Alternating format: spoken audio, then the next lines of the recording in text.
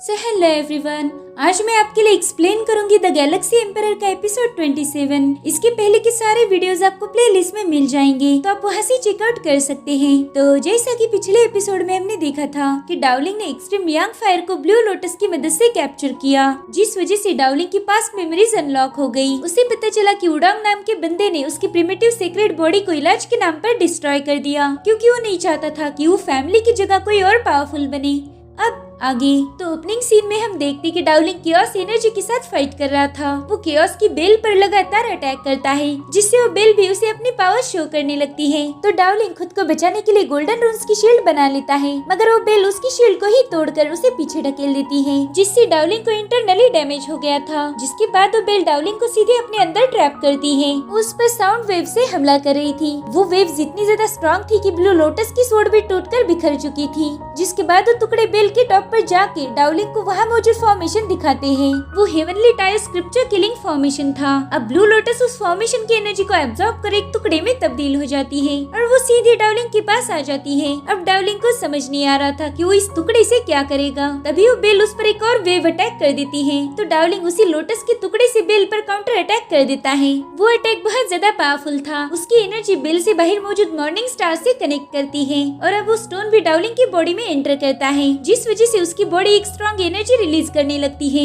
अब डाउलिंग के morning stars भी उस बेल को चारों ओर से घेर लेते हैं। तो अब Dowling vermilion bird fire control technique का यूज करके उस बेल को ब्रेक कर बाहर आ जाता है। साथ ही ब्लू लोटस भी अपने रियल फॉर्म में आ चुका था। अब केओस बेल को डिस्ट्रॉय करने के बाद डाउलिंग कल्टीवेशन से बाहर आ जाता है। उसने अब क्रिएशन स्टेज की सेकंड लेवल भी अचीव कर ली थी। वो देखता है कि वो यूजिंग की बॉडी अभी भी जल रही है। डाउलिंग कहता है कि इस बंदे की बॉडी टाइप किंग है और मेरी थी प्रिमिटिव सेक्रेट बॉडी। पता नहीं वुडोंग ने मेरी बॉडी एसेंस किसे दी होगी। चाहे कुछ भी हो जाए, मुझे मेरी प्रिमिटिव सेक्रेट बॉडी को हासिल करना है। उसके बाद मेरी कल्टीवेशन कोर पूरी तरह से हील हो जाएगी। मैं जल्दी से सच्चाई का पता लगाऊंगा और वो फैमिली से रिवेंज भी लूंगा। जिसके बाद वो अपने दोस्त लिनमो को ढूंढने के लिए निकल पड़ता है। डाउलिंग को कोई आइडिया नहीं था कि लिनमो के साथ क्या हुआ होगा। अब थोड़ी देर बाद डाउलिंग उस केव से बाहर आ जाता है। तभी वो देखता है कि लिनमो की हालत काफी खराब है। तो डाउलिंग तुरंत ही जाकर उसे संभालने लगता है। उसे पता चल गया था कि लिनमो शायद ट्रायल में फेल हो चुका है, जिस वजह से उसे वो इंजरीज मिली। अब उसे हील करने के लिए डाउलिंग उसे एलिक्सर दे देता है। लिनमो एलिक्सर को कंज्यूम करके कहता है कि अब मैं ठीक हूँ, लेकिन बस मुझे थोड़े आराम की जरूरत है। जिस पर डाउलिंग कहता है कि यहाँ रुकना खतरनाक है, यहाँ पर मुझे एक स्ट्रॉन्ग डिमोनिक एनर्जी फील हो रही है, तो हमने जल्दी से ऊपर जाना चाहिए। चलो हम एक काम करते हैं, तुम यही किसी सेफ जगह पर रुक जाओ और मैं जाकर लिंशी और लिंग्यू को ढूंढता हूँ। अब लिनमो को वही छोड़कर डाउलिंग ग्रेट वे रिवर से बाहर चुका था। तभी वो देखता है कि उसकी दोस्त लिंग्यू बड़ी ही तेजी से उसकी तरफ आ रही है। वो कहती, डाउलिंग मैं तुम्हें ढूंढने यहाँ आई थी, चलो मेरे साथ जल्दी चलो। इतना कहकर वो डाउलिंग को अपने साथ भगाने लगती है। डाउलिंग उससे पूछ रहा था कि मुझे ये तो बताओ कि हुआ क्या है। तो कहती कि लिंशी की जान खतरे में है। अब लिंशी का नाम सुनते ही डाउलिंग की स्पीड बढ़ जाती है। वो बड़ी तेजी से लिंशी की तरफ जाने लगते हैं। वही दूसरी तरफ हम देखते हैं कि लिंशी और फायर बर्ड एक शील्ड में है और वो फैमिली के लोग उस शील्ड को ब्रेक करने की कोशिश कर रहे हैं। वो लोग लगातार उस शील्ड पर अटैक कर रहे थे, जिससे अब उस पर क्रैक आने लगते हैं। इधर लिंशी अपनी सारी एनर्जी का यूज करके उस शील्ड को रोक रही थी और तभी हम वहाँ पर बायुन नाम की लड़की को देखते हैं। ये वो फैमिली की मेंबर थी।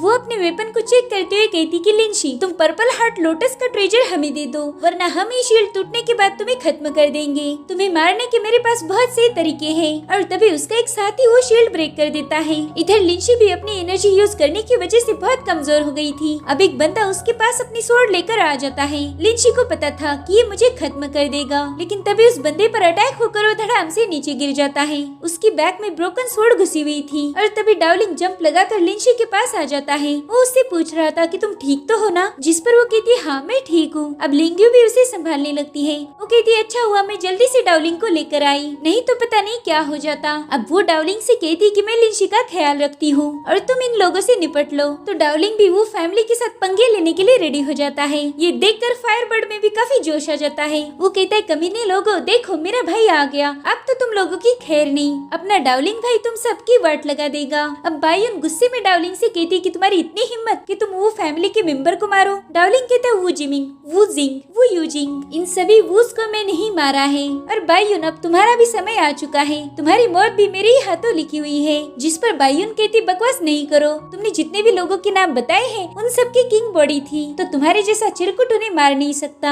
शायद उन्हें किसी ग्रेट वॉरियर ने मारा होगा, लेकिन तुम उसका क्रेडिट ले रहे हो। अब वो दोनों भी डाउलिंग पर अटैक करने के लिए रेडी हो जाते हैं। तभी डाउलिंग हवा में जंप करता है और वहीं से एक्सट्रीम यांग फायर का यूज करके उस बंदे को जला देता है। ये देखकर बायुन तो बहुत हैरान हो जाती है। वो कहती है आखिर तुम्हारे पास यांग फायर कैसे आ गई। अब वो भी वहाँ से भागने की कोशिश करती है तो फायरबर्ड डाउलिंग से कहता है भाई इसे भागने मत दो। अब वो लड़की डाउलिंग पर अटैक करने वाली थी, लेकिन डाउलिंग ने उसकी मूव को पहले ही प्रेडिक्ट किया था, जिस वजह से उसके हाथ पर अटैक करके नीचे आ जाता है।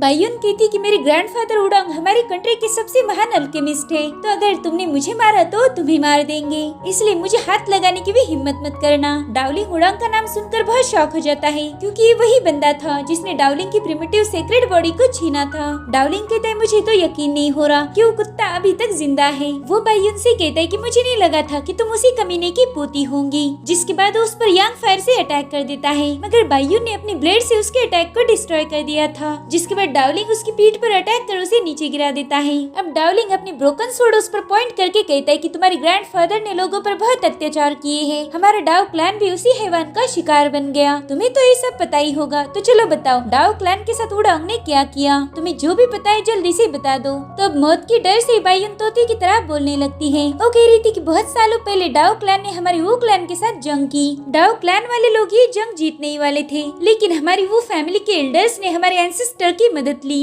एंसेस्टर ने उन्हें हेवंस की पावर्स दे दी। उसी हेवन की पावर्स की मदद से हमारे क्लैन ने तुम्हारे डाउ क्लैन को हरा दिया। डाउलिंग उसकी बातें सुनकर काफी डिस्टर्ब हो चुका था, जिस वजह से वो अपनी स्वॉर्ड साइड में हटा देता है और तभी बायुन तुरंत ही उठ जाती है। वो कहती है डाउलिंग उस जंग में तुम्हारे डाउ क्लैन के लोगों की हालत कुत्ते से भी बुरी हो गई थी। वो हमारे क्लैन के सामने रहम की भीख मांग रहे थे और इस तरह से तुम्हारे डाउ क्लैन का अंत हुआ। अब डाउ क्लैन के लोग छुप कर ही रहते हैं, उनमें तो कोई पावर्स भी नहीं है। डाउलिंग उसकी सारी बातें सुनकर बहुत भड़क गया था, क्योंकि वो फैमिली ने सिर्फ उसके साथ ही नहीं बल्कि उसके पूरे क्लैन के साथ ही गलत किया था। अब डाउलिंग को परेशान होता हुआ देख बायुन उस पर अटैक करने जाती है, मगर डाउलिंग एक सेकंड के अंदर ही यांग फायर से उस पर अटैक कर देता है। वो कह रही थी कि मेरे दादाजी तुम्हें जिंदा नहीं छोड़ेंगे, देख लेना तुम। इतना कहकर वो खत्म हो जाती है। डाउलिंग कहता है कि वो मुझे नहीं बल्कि मैं ही उसे खत्म कर दूंगा। तभी लिंशी उसके पास जाकर पूछती है कि डाउलिंग तुम्हारी और वो फैमिली की क्या दुश्मनी है। जिस पर डाउलिंग कहता है कि ये मेरा पर्सनल मैटर है और मैं तुम्हें इसमें नहीं घसीटना चाहता। तभी फायरबर्ड कहता है डाउलिंग भाई देखो ना, इस बायुन के पास तो बहुत अच्छा ट्रेजर है, चलो ना हम उसे लूट लेंगे। तो डाउलिंग उसमें से बस एक ही ट्रेजर उठा लेता है, जो उसे गोल्डन बॉडी की 3rd लेवल पर पहुँचने में हेल्प करेगा। डाउलिंग कहता है कि बाकी सारा ट्रेजर तुम लोग बांट लो।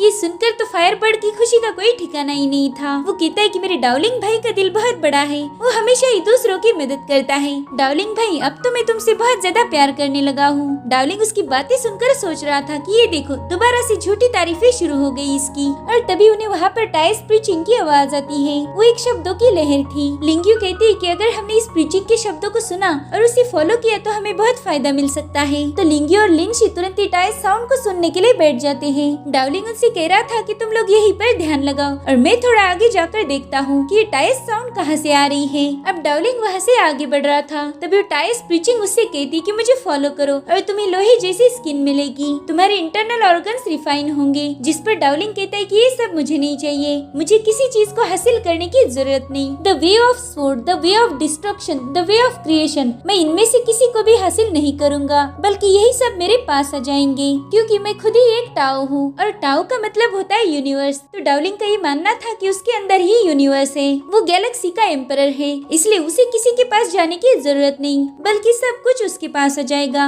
और वो इस चीज को लेकर काफी ज्यादा कॉन्फिडेंट भी था। एंड इसी के साथ ये एपिसोड यहीं पर खत्म हो जाता है। Thank you for watching, bye bye, take care.